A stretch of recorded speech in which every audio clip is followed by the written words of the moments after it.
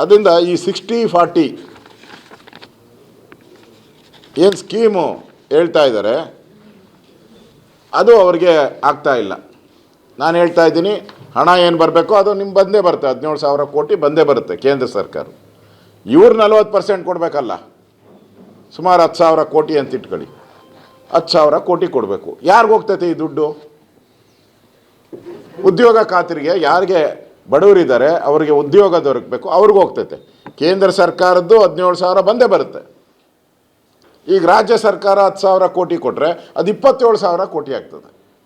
ಅದೇ ಉದ್ದೇಶ ಕೇಂದ್ರದ್ದು, ಹೆಚ್ಚು ಹಣ ಬರಲಿ ಅಂತೇಳಿ. ಕಾಂಗ್ರೆಸ್ ಅವ್ರಿಗೆ ಯಾಕೆ ಈಗ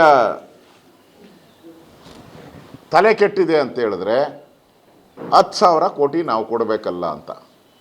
10,000 ಕೋಟಿ ಏನು ಕೇಂದ್ರ ಸರ್ಕಾರಕ್ಕೆ ಕೊಡ್ತೀರಾ? ಇಲ್ಲವಲ್ಲ. ಕರ್ನಾಟಕದ ಯಾರು ಜನ ಇದ್ದಾರೆ, ಟ್ಯಾಕ್ಸ್ ಪೇಯರ್ಸ್ ಇದ್ದಾರೆ, ಅವ್ರಿಗೆ ನೀವು ಮತ್ತೆ ಉದ್ಯೋಗ ಖಾತರಿಯಲ್ಲಿ ಹಣ ಕೊಡ್ತಾ ಇರೋದು. 10,000 ಕೋಟಿ ಕೊಡೋಕ್ಕೆ ಅವ್ರಿಗೆ ಪ್ರಾಬ್ಲಮ್ ಇದೆ. ಯಾಕೆ ಅಂದರೆ ಮೊನ್ನೆ ತಾನೇ ನಾವು ವಿಧಾನಸಭಾ ಅಧಿವೇಶನದಲ್ಲಿ ಈ 2,000 ರೂಪಾಯಿ ಕೊಡ್ತಾರಲ್ಲ, ಏನೋ ಗೃಹಲಕ್ಷ್ಮಿ, ಆ ಗೃಹಕ್ಕೆ ಬರಬೇಕಾಗಿದ್ದ 2,000 ರೂಪಾಯಿ 2 ತಿಂಗಳು ಲೂಟಿ ಹೊಡೆದ್ಬಿಟ್ಟವ್ರು. ಸುಮಾರು 5,000 ಕೋಟಿ. ನಾನು ಕ್ಯಾಲೆಂಡರ್ ನೋಡಿದೆ ಮೊನ್ನೆ. ಕ್ಯಾಲೆಂಡರ್ ಆದಮೇಲೆ ಜನವರಿ ಆದಮೇಲೆ ಫೆಬ್ರವರಿ ಇತ್ತು, ಫೆಬ್ರವರಿ ಆದಮೇಲೆ ಮಾರ್ಚ್ ಆದಮೇಲೆ ಏಪ್ರಿಲು, ಮೇ, ಜೂನ್, ಜುಲೈ ಇತ್ತು.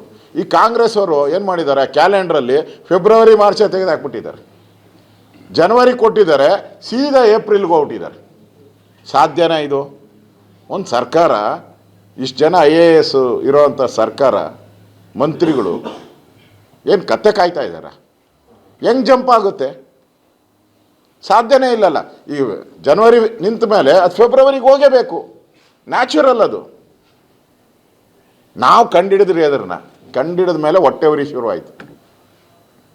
ಮುಖ್ಯಮಂತ್ರಿ ಅಧಿವೇಶನದಲ್ಲಿ ಹೇಳಿದ್ರು ತಪ್ಪಾಗ್ಬಿಟ್ಟಿದೆ ಅಂತಂದರು, ಮಂತ್ರಿ ಹೇಳಿದ್ರು ಕೈ ತಪ್ಪಾಗ್ಬಿಟ್ಟಿದೆ ಅಂತ ಹೇಳಿದ್ರು. ಕೊನೆಗೆ DK ಶಿವಕುಮಾರ್ ಅವರು, ಗೊತ್ತಲ್ಲ DK ಶಿವಕುಮಾರ್ ಅವ್ರು ಬಂದರು. ಅವ್ರು ಬಂದು ಹೇಳಿದ್ರು ಫೈನಾನ್ಸ್ ಅವ್ರು ಕೊಟ್ಟಿಲ್ಲ ಅಂದರೆ ಅವರೇ ಆಯಮ್ಮ ಏನ್ರಿ ಮಾಡ್ತಾರೆ, ಆ ಹೆಣ್ಣು ಮಗಳು ಏನು ಮಾಡ್ತಾರೆ ಅಂದರು. ಫೈನಾನ್ಸ್ ಅವ್ರು ಕೊಟ್ಟಿಲ್ಲ ಅಂತ. ಅವತ್ತು ಮುಖ್ಯಮಂತ್ರಿ ಅಧಿವೇಶನಕ್ಕೆ ಬರಲೇ ಇಲ್ಲ, ಉತ್ತರ ಕೊಡಬೇಕಾಗತ್ತೆ ಅಂತ ಫಸ್ಟ್ ದಿನ, ಆಮೇಲೆ ಬರಲೇ ಇಲ್ಲ. ಅಂದರೆ 5,000 ಕೋಟಿ ಕೊಡೋಕ್ಕೆ ಅವ್ರ ಹತ್ರ ಹಣ ಇಲ್ಲ. ಈಗ ಮಾರ್ಚ್ಗೆ ಅದನ್ನು ಬಡ್ಜೆಟಲ್ಲಿ ತೋರಿಸ್ಬೇಕಾಯಿತು, ತೋರಿಸಿಲ್ಲ.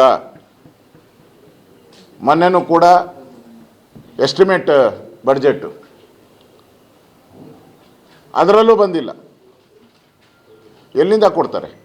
ಅಂದರೆ ಈಗ ನಿಮಗೆಲ್ಲ ಗೊತ್ತಿರೋ ರೀತಿ ಇಡೀ ಕರ್ನಾಟಕದಲ್ಲಿ ಗ್ರಾಮ ಪಂಚಾಯಿತಿ ಇರ್ಬೋದು, KSRTC, BMTC ಇವೆಲ್ಲದಕ್ಕೂ ಸಾವಿರಾರು ಕೋಟಿ ರೂಪಾಯಿ ಹಣ ಪೆಂಡಿಂಗ್ ಇಟ್ಕೊಂಡಿದ್ದಾರೆ. ಸರ್ಕಾರ ಕೊಡೋಕ್ಕಾಗ್ತಾ ಇಲ್ಲ ಅವ್ರ ಕೈಲಿ. ಈ 10,000 ಕೋಟಿ ಈ ಕೇಂದ್ರ ಸರ್ಕಾರ ಮಾಡಿರೋದ್ರಿಂದ ಹೆಚ್ಚು ಹಣ ಕೂಲಿಗಾಗಿ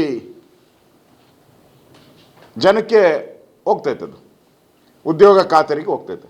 ಹೆಚ್ಚು ಹಣ 17,000 ಪ್ಲಸ್ 10,000. ಇದು ಸಮಸ್ಯೆ ಆಗಿರೋದು ಕಾಂಗ್ರೆಸ್ಗೆ. ಹೀಗೆ ಅದಕ್ಕೆ ಅವರು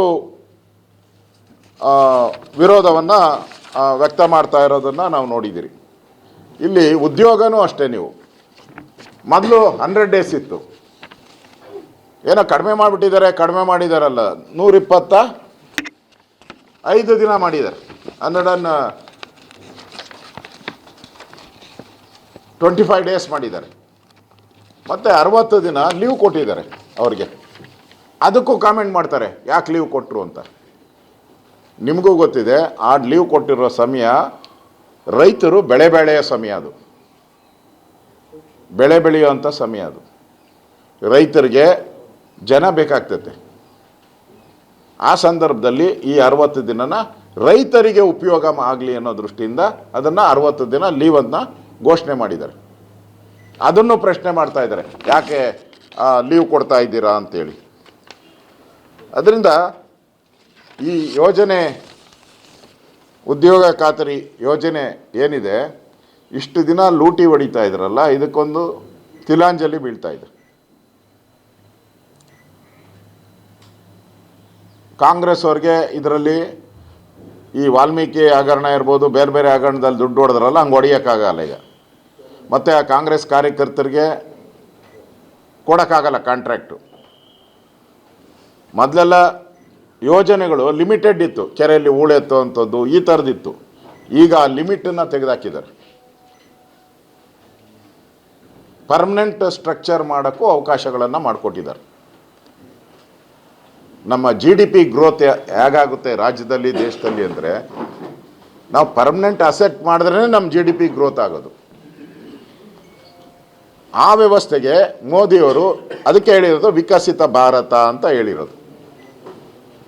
ಈ ವಿಕಸಿತ ಭಾರತ ಆಗಬೇಕು ಅನ್ನೋ ಒಂದು ದೃಷ್ಟಿಯಲ್ಲಿಟ್ಕೊಂಡು ಈ ಯೋಜನೆಯನ್ನು ಇವತ್ತು ನಾವು ಕೇಂದ್ರ ಸರ್ಕಾರ ಜಾರಿಗೆ ತಂದಿದೆ.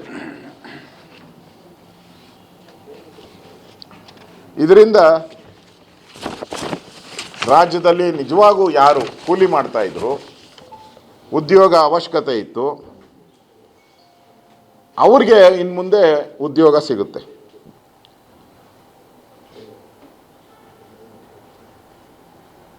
ಮತ್ತು ಕಾಮಗಾರಿಗಳು ಯಾವುದು ತೆಗೆದುಕೊಳ್ಬೇಕು ಅಂತ ಮೊದಲೇ ತೀರ್ಮಾನ ಆಗುತ್ತೆ. ಇದು ಇನ್ನೊಂದು ರೀತಿ ಅಲ್ಲ, ಏನು ಬೇಕಾದರೂ ಮಾಡ್ಕೊಬೋದು ಅನ್ನೋ ರೀತಿ ಇಲ್ಲ. ಮೊದಲು 2014ರಲ್ಲಿ 45.9 ದಿನಗಳಿದ್ದರೆ ಈಗ ಅದನ್ನು 50.4 ದಿನಕ್ಕೆ ಹೆಚ್ಚಿಗೆ ಮಾಡಿದ್ದೀರಿ.